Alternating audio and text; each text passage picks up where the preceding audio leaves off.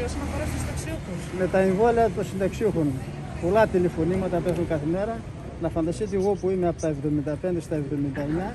Η πρώτη φορά που που δώσαν εντολή, δεν πρόλαβε η κόρη μου. Παρόλο που είχα σε επιτελική, δεν πρόλαβε. Και προχθές πρόλαβε και με κλείσανε 17 Τετάρτου του πρώτου. 17 Τετάρτου. Έχουμε 2 μήνες από τώρα. Και το δεύτερο στις 15 του Μάιου δηλαδή. Δηλαδή φανταστείτε τώρα τι γίνεται. Και οι άλλοι συνάδελφοι χθες συγκεκριμένα πήραν τηλέφωνο που από την ίδια ηλικία βαρούσαν όλη μέρα για να αυτό και δεν υπάρχει έκκληση.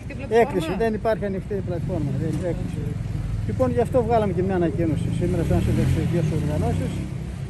Και αυτό σας ανησυχεί τώρα εσάς? Βέβαια μας ανησυχεί. Εμείς τώρα αυτή η ηλικία δικιά μας τουλάχιστον από τα 70 και πάνω μέχρι τα αυτά πρέπει να έχουν τελειώσει. Πρέπει να είχαν εξεμπλέξει δηλαδή. Πώς θα θωρακίσουμε εμείς οι συνταξιούχοι που λέμε στην πρώτη πατήσεις ομάδες. Επομένως, από ό,τι λέμε και στην ανακοίνωση, εμείς επιμένουμε ότι το φάρμακο και γενικά η υγεία, και αυτό το πανό εκεί μας γράφει δωρεάν υγεία για όλους και η υγεία δεν είναι εμπόρευμα. Το φάρμακο δεν είναι εμπόρευμα. Το φάρμακο πρέπει να είναι κρατικό, σήμερα να υπάρχει και να μην υπάρχουν στα χέρια μια χούφτα ανθρώπων να εκμεταλλεύονται αυτό το πράγμα όπως εκμεταλλεύονται όλα. Και εγώ και βέβαια την πανδημία τώρα αυτή, έχω πει και άλλη φορά ότι ο λύκος στην Αντάρα χαίρεται.